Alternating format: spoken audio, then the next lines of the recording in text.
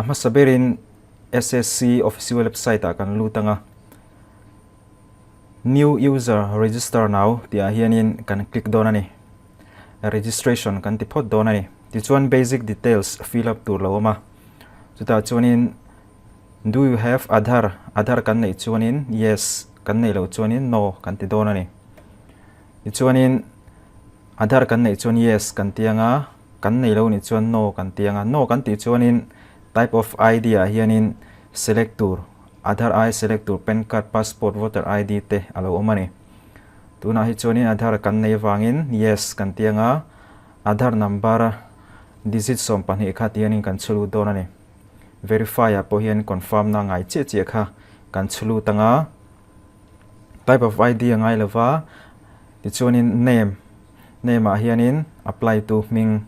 metric ami yang khan kan ti doni chuanin title ang kha Mr. Street yang kha da lo turani verify a pohianin ngai che kha kan da lenga have you ever changed name a hianin kan thlak ani chuan yes kan thlak lo ni chuanin no ani ya ming kan la change lawa thlak ngai lawa no kan danga father's name tianin metric ami ang tho kha ani dona metric ami ang khan kan ti donani mother's name kan nu ming ani anga chuanin verify a pohian ngai che ani anga date of birth om le date of birth a hianin tian calendar hi kan select anga date of birth hi kan ti doni chuanin metric ami ang kha metric base in fill up turin doni chuanin exam lampang metric exam biga khanin education board oma class 10 kan pass na board khani doni Mizoram a chuanin MBSc ani tlang puya state dang ani kha chuanin state dang ami kan select doni chuanin open ani chuan NIOS hi kan select don boka roll number te tin year of passing class 10 kan pass kum kha tian kan chulut le don ani gender oma male female te kan select anga level of education a hianin qualification a hianin kan thlen san ber kan zir san ber kha kan fill up anga post graduation graduate te metric te mobile number kan chulu tanga email number email ID kan chulu bokanga state UT khamia khanin kan state khani mai Mizoram omlo tan chuanin state dang kha kan select don ani kan apply nuwa save kha kan metanga chuanin ta hian pop up a hianin OTP mobile number ale email a ti hianin asang veven ron thon don ani kan du zok na kan check anga ti chuanin confirm kan metanga confirm kan me chuanin OTP kha kan dong don ani mobile a le email a khan ni som pali ma a complete turania OTP khani som pali chung adam don tinani registration nen khan ti chuanin kan close anga tu kan huang khianin registration partial registration kha success in tiani som pali chunga bo zoi tur ni tani chuanin registration number emi kan chin chianga login nan kan ma mo don ani okay hi kan click anga okay hi kan click zo nuwa chuanin kan email kan check anga kan email a khan user registration number le password khom dona ti chuanin SSC official website tuna kan muang hianin login option a kan lutanga registration email a kan mu ne kan don le password kan mu kan chulu tanga ti chuanin enter text ti lo oma hemi hi kan enter don bokani chumi zo chuan login kan click anga login zo chuanin ti hianin this is your first login please change your password tani password email a kan don kha temporary niya kan du ngai permanent tur kha ti hianin kan change don ani old password email a kan don kha phone a kan don kha kan chulu tanga chumi zo chuanin new password a hianin password kan du kha kan chulu don ani khatahan capital om tur ania number om tur nia special character kan da tel tur ni boka chuanin 8 characters kha ani tur ani new password kan chulu tanga kan confirm anga angai che kan chulu tanga submit kan met don ani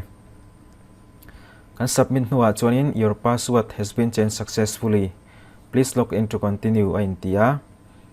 ni chuanin official website ahan kan lut lenga login option a khanin kan password thara kan siam nen khanin kan lut to don ani registration number kan chulu tanga password tuna password thara ke mani nge na kan man kha kan chulu doni khata khan password thar kan siam to chuanin password lui email kan donang chi kha valid to don lawani login kan click anga ti chuanin tuna kan muang hianin basic details kha kan lo fill up to registration a khanin ti hanin ron lang le a kan en thuak anga dik lo lai om chuanin kan siam tha thaya ni lo chuanin ti hianin kan scroll thachar charanga next kan met don ani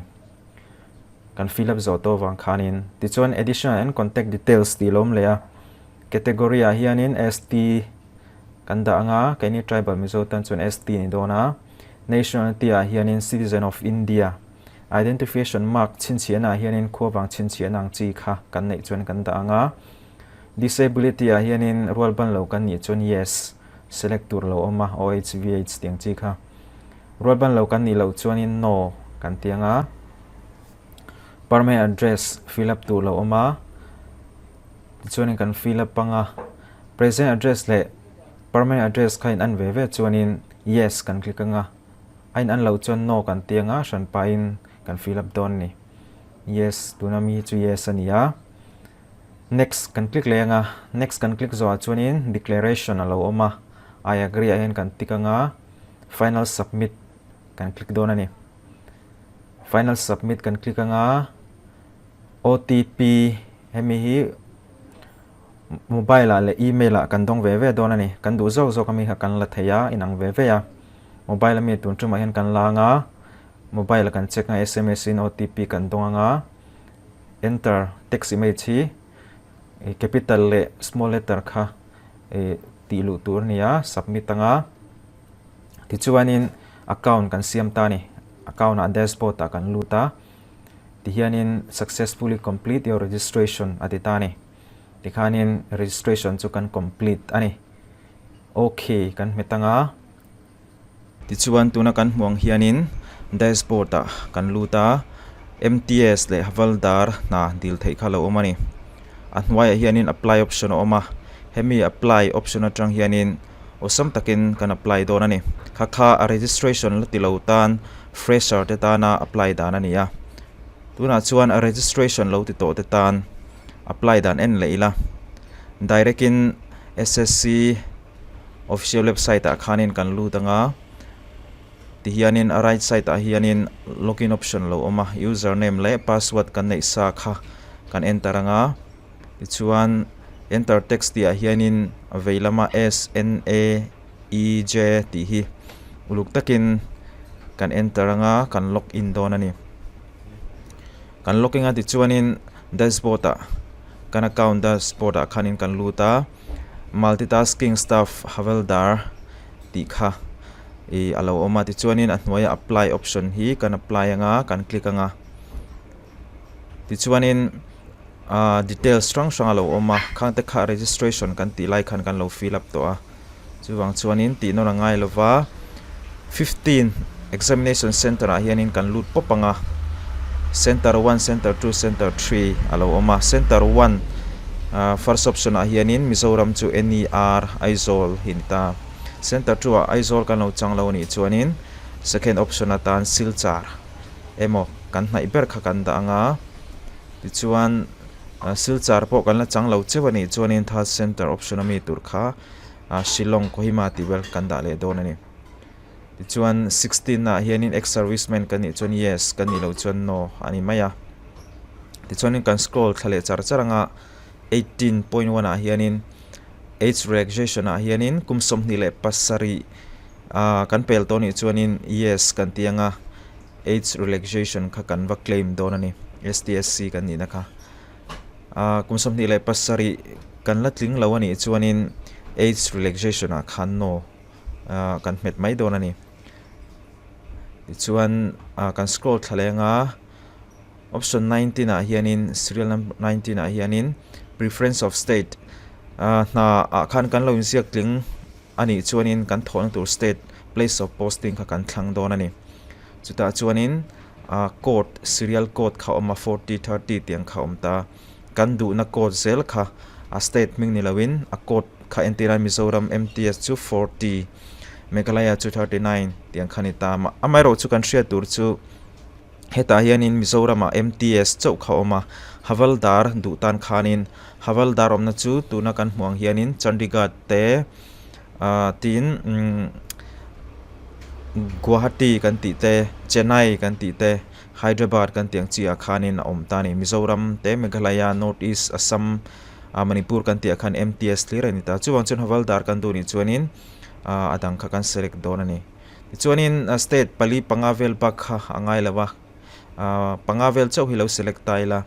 adang song kha kan select du lo ni chuanin x remaining box akhan x da vek turani x kan da nga ti chuanin automaticin ti khanin avaya hian x aroin da mai don ani somni na hianin highest education qualification hianin kan thlen san ber kan zir san ber kha entinan MA ME MTech MSc ti vel khomta select anga select education hianin 10 standard kan da mai anga status hianin pass le appearing oma kan pass ton in chon pass kan da nga kan passing year te board te tikhan roll number te lomta pass percentage hianin class 10 ami kan da bok don ani chuan somni pahni na do you make your personal information hian yes kan da mai nga corresponding address te mobile number te oma khang chin fill up sa to photograph and signature option hianin photograph big hianin 20 to 50 kb in kara khan sizing turania size kha signature hianin 10 kb to 20 kb in kara kan da angai bokani chuanin choose file hian kanan choose anga passport size kan da masanga annex hianin signature kan upload le donani signature kan sizing sa kha phone ami emo computer ami emo kha kan va select mai donani chuan 26 hianin yes kan da nga declaration agree ti kan da lenga kan va tikanga enter text hianin hemi VQF KC hemi hi kan enter anga athen chuanin heta hianin save emo submit om ngai lawan tia ma se preview kha me masak turani preview kan metanga preview khanin kan fill up to ho kha kan en no nanga khata khanin diklo lai siam that ngai kan nei chuanin edit modify ti kha kan click anga adik ve kan ni chuanin submit option hi kan met mai don ani ti chuan okay kan met lenga okay le print ti lo oma print ti kan met ve renga chuan PDF in ti hianin allowing save don ani kan da thave shim don ani application form kha ti chuanin okay kan met lenga ti chuanin registration online application chu kan zo ti na ni ti chuan dashboard ta hianin application history te kan du chuan kan en chinanga khata khanin SSC noya na kan lo apply to ho kha omanga ta tang vek hianin nakina admit card chu huna admit card kha kan email registration ID le password mang khanin kan download le don ani